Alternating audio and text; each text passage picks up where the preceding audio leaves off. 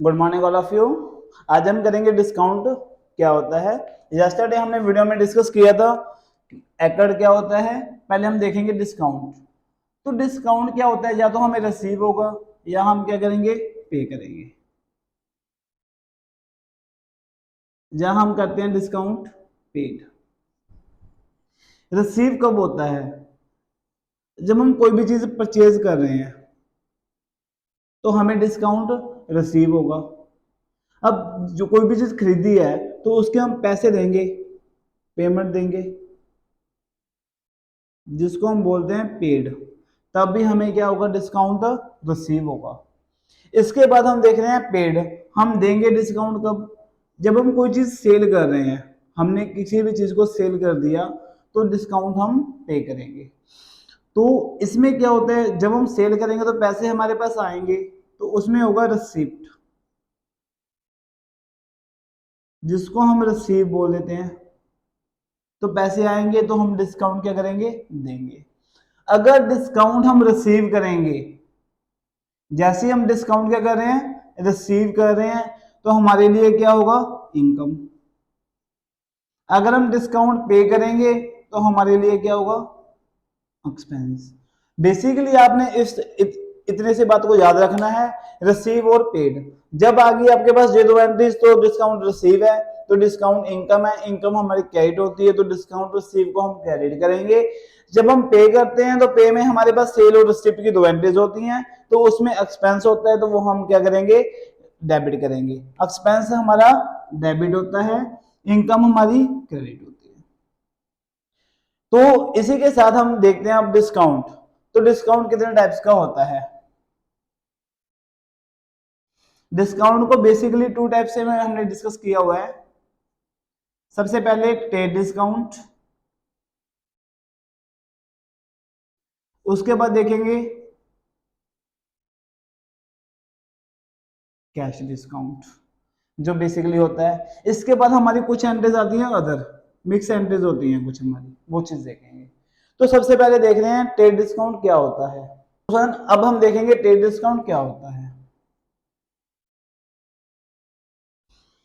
Trade discount होता है don't show in books. इस डिस्काउंट को हम अपने बुक्स में शो नहीं करते। इस डिस्काउंट को हम बार्गेनिंग डिस्काउंट भी बोल देते हैं। कि जैसे कोई शॉप पे जाते हैं, तो शॉप पे मैं जीन लेने गया, तो जीन उसने कितने की बोली, 1000 की। मैंने थोड़ी बहुत उससे बार्गेनिंग की कि नहीं भाई आपका रेट ज्यादा है जीन्स का, इतने की जीन्स नहीं है। तो बार्गेनिंग करने के बाद उसने मुझे जीन कितने की दे दी, 700 की दे दी। तो मतलब 1000 बोला था, जो ये 3000 है, जो भी इसका गैप आएगा, तो ये 3000, जो ये 300 गैप आएगा इसका, तो ये गैप किसके अंदर आ रहा है, ट्रेड डिस्काउंट। इस चीज को हम ट्रेड डिस्काउंट बोलते हैं। कि जो भी हमें बार्गेनिंग करते समय डिस्काउंट मिलता है उसको ट्रेड डिस्काउंट। दूसरा ट्रेड डिस्काउंट हमें कब मिलता है, जब भी हम कहीं से किसी भी बड़ी कंपनी से बल्क में परचेज करते हैं और कैश पे करते हैं, तो बड़ी बड़ी कंपनीज में बल्क में करेंगे तो वो हमें ट्रेड डिस्काउंट देती हैं। तो इसी को अब इस एंट्रीज को हम अब डिस्काउंट एग्जाम्पल के साथ समझेंगे।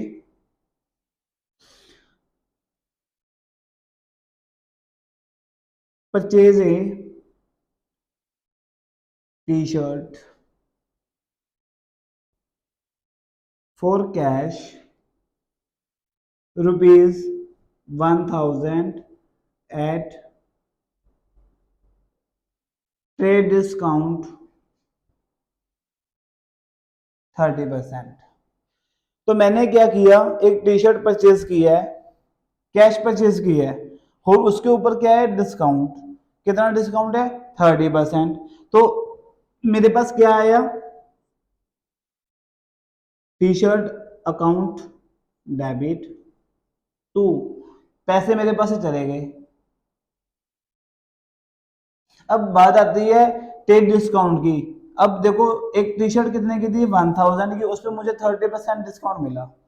तो सबसे पहले हम डिस्काउंट निकालेंगे कि डिस्काउंट कितना मिला। अब जैसे देखो 1000 इंटू 30 डिवाइड बाई 100, तो 300। 300 मुझे ट्रेड डिस्काउंट मिला है। तो मैं यहाँ पे कैसे लिखूंगा, 100 की टी शर्ट थी, 300 रुपये मुझे क्या मिला, डिस्काउंट मिला। 700 मैंने उसको क्या कर दिए, पे कर दिए। अब जनरल एंट्री का रूल मैंने आपको पहले बताया हुआ है कि डेबिट और क्रेडिट साइड दोनों साइड अमाउंट क्या आएगी, इक्वल आएगी। इस बात का आपने ध्यान रखना है। देखो परचेज की एंट्री थी तो डिस्काउंट हमें रिसीव हुआ है। सो देन इसके बाद हम एग्जांपल देखेंगे सेकंड। नेक्स्ट एग्जांपल ले रहे हैं। नेक्स्ट एग्जांपल में देखेंगे cell A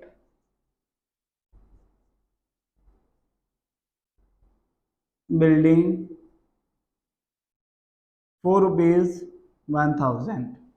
cell a building ₹4 मैंने बिल्डिंग सेल कर दी 1000 की, उसके ऊपर मुझे ट्रेड डिस्काउंट मिला 10%। तो इसमें क्या करेंगे, देखो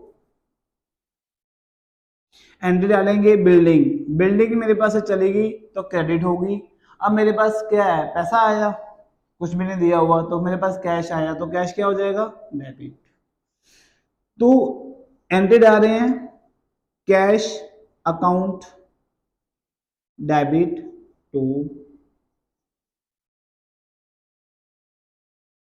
बिल्डिंग अकाउंट क्रेडिट। 1000 की थी, 10% ट्रेड डिस्काउंट है। अब मैंने 1000 के ऊपर क्या निकाला, 10%, तो कितना हुआ, ₹100 ट्रेड डिस्काउंट आ गया। तो मैंने बिल्डिंग 1000 थी, उसमें से ट्रेड डिस्काउंट माइनस करना है, फिर हमने अमाउंट लिखनी है जहां पे 900।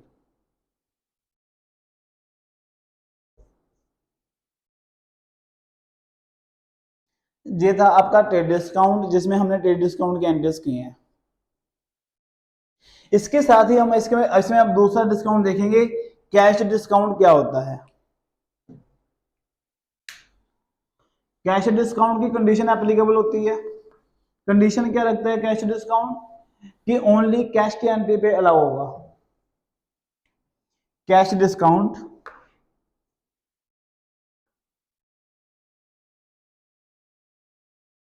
इसकी कंडीशन होती है, कंडीशन क्या होती है ध्यान रखना है आपने, only for applicable cash and bank transactions. क्या मतलब हुआ कि सिर्फ जिस एंट्री में हमें कैश मिलेगा या बैंक में पैसे आएंगे, उस एंट्री पे हम कैश डिस्काउंट लगाएंगे, दूसरी एंट्री पे कैश डिस्काउंट नहीं लगेगा। दूसरी एंट्री बची कौन सी है, क्रेडिट। क्रेडिट की एंट्री पे कैश डिस्काउंट हम नहीं देंगे, सिर्फ हमने कैश की एंट्री पे ही कैश डिस्काउंट देंगे। अब हम इसकी एग्जांपल देख रहे हैं।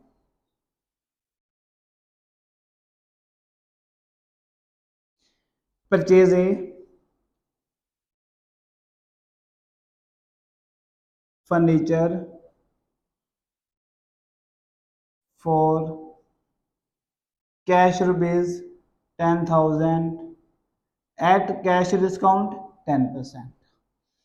मैंने फर्नीचर परचेज किया है, फर्नीचर परचेज किया कैश में 10,000।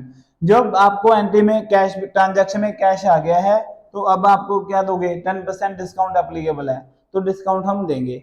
तो परचेज की एंट्री है, परचेज की एंट्री में हम परचेज कर रहे हैं, फर्नीचर हमें खरीदा, furniture account debit to cash, पैसे हमने दिए हैं, तो डिस्काउंट भी हमें क्या हुआ, मिला। यहाँ पे आ जाएगा कैश डिस्काउंट अकाउंट क्रेडिट। अब सबसे पहले देखो कि मेरे पास गुड्स कितने की आई हैं, तो मेरे पास क्या है, फर्नीचर कितने का आया, 10,000 का। तो मैंने यहाँ पे क्या कर दिया, फर्नीचर मैंने लिख दिया 10,000 का। अब मैंने पैसे उसको कितने देने हैं और डिस्काउंट मेरा कितना आया, ये चीज मैंने कैलकुलेट करनी है। तो देखो पहले मैं क्या कैलकुलेट करूंगा कि मुझे डिस्काउंट कितना मिला। जब 10,000 की चीज है, उसके ऊपर 10, जो नीचे 100 लगा रहे हैं, 100% का लगा रहे हैं, तो हमें डिस्काउंट कितना मिला, 1000। तो 1000 मैंने कैश डिस्काउंट में लिख दिया। अब 10,000 की चीज 1,000 मुझे उस पर क्या मिल गया, डिस्काउंट, तो मैं उसको पे कितना करूंगा, 9,000। तो इस ये हमारी एंट्री बनेगी बेटा डिस्काउंट के साथ। तो मैंने आपको बताया था स्टार्टिंग में कि जब हम परचेज करेंगे तब हम डिस्काउंट रिसीव करेंगे, और जब हम सेल करेंगे तो हम क्या करेंगे, डिस्काउंट पे करेंगे। अब इसी के साथ हम इसके कुछ और एग्जांपल्स भी लेते हैं। Sell a building ₹4 to Rohan at 10% cash discount. क्या हुआ कि मैंने बिल्डिंग सेल की है 2000 की रोहन को, और 10% मुझे क्या दिया मैंने, कैश डिस्काउंट दिया है। तो अब इस पे देखो हम देखेंगे कैश डिस्काउंट एप्लीकेबल होगा या नहीं होगा। अब बिल्डिंग सेल की है तो बिल्डिंग हमारे पास से चली गई,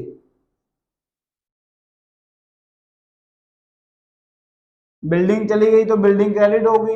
अब मेरे पास आया क्या है 2000 रोहन, तो कैश तो है ही नहीं इस एंट्री में, तो एंट्री किस चीज की होगी, उधार की। जब उधार की एंट्री होगी तो हम डिस्काउंट नहीं देंगे, हम सिंपल एंट्री डाल देंगे ऐसे। तो डिस्काउंट को हमने इग्नोर कर देना है, जो ये वाला डिस्काउंट आपको दिया हुआ है टोटली कंफ्यूज करने के लिए दिया हुआ है। ओके, सो देन इसी के साथ हम नेक्स्ट एग्जांपल लेते हैं।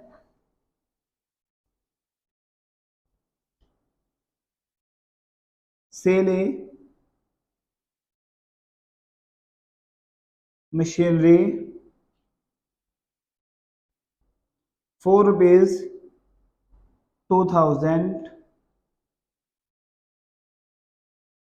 Payment receive by cheque. मैंने मशीनरी सेल की है 2000 की, जो पेमेंट है वो मुझे रिसीव बाय चेक हुई है, और उस पर मैंने 10% क्या है, कैश डिस्काउंट। अब इसको देखेंगे हमारे पास क्या हुआ, मशीनरी हमारे पास से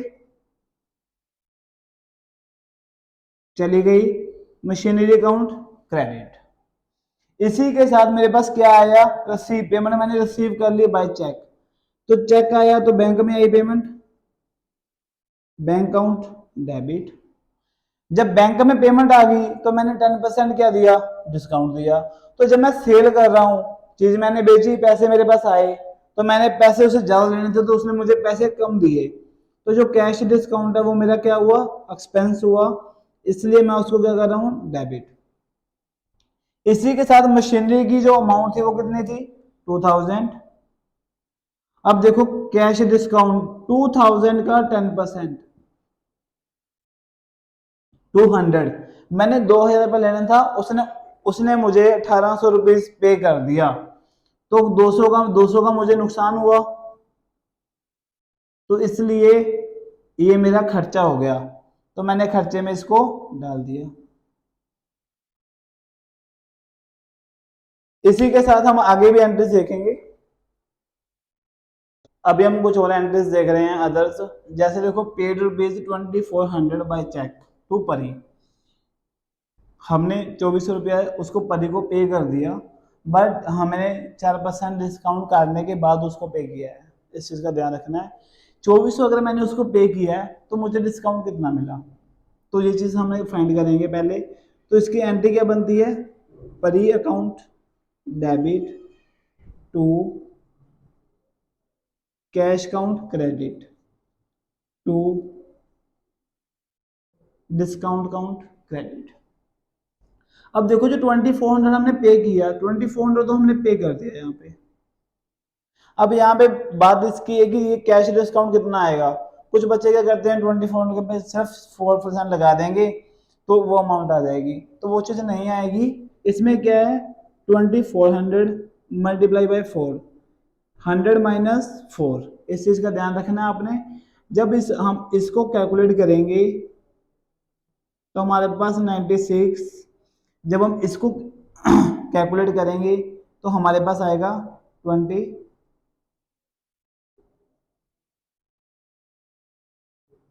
100। तो ये हमारा डिस्काउंट फाइंड हो गया।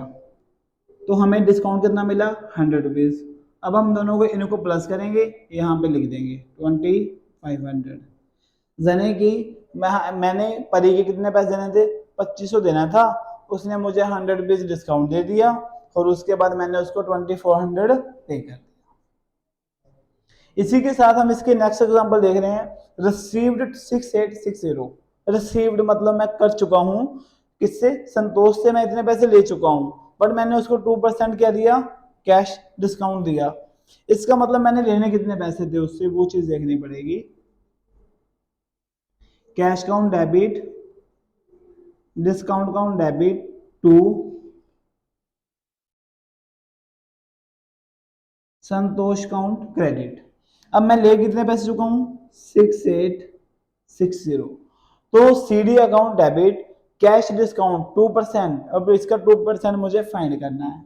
तो वही तरीका लगेगा जो हमने इस पे लगाया, 6860 टू 100 माइनस 2। तो जब इसको फाइंड आउट करेंगे, सॉल्व करेंगे, 2/98, इसको सॉल्व करने के बाद हमारे पास आ जाएगा 140। तो यहाँ पे डिस्काउंट आया मेरे पास 140। अब मैं इन दोनों को प्लस करूंगा, यहाँ पे लिख दूंगा कि मैंने संतोष से 7000 रुपया लेना था, उससे उससे मैंने 140 उसको डिस्काउंट दे दिया, 6860 रुपीज मैंने रिसीव कर लिए। इसी के साथ हमारा आज डिस्काउंट का टॉपिक फुली कंप्लीट होता है। अगर आपका किसी भी तरह का कोई डाउट होता है तो आप नीचे कमेंट सेक्शन में हमें कमेंट करके बता सकते हो, ताकि हम आपका डाउट जल्दी से जल्दी क्लियर कर सकें। अगर आपको वीडियो अच्छी लगी तो वीडियो अपने फ्रेंड्स के साथ शेयर करना। Thanks for watching.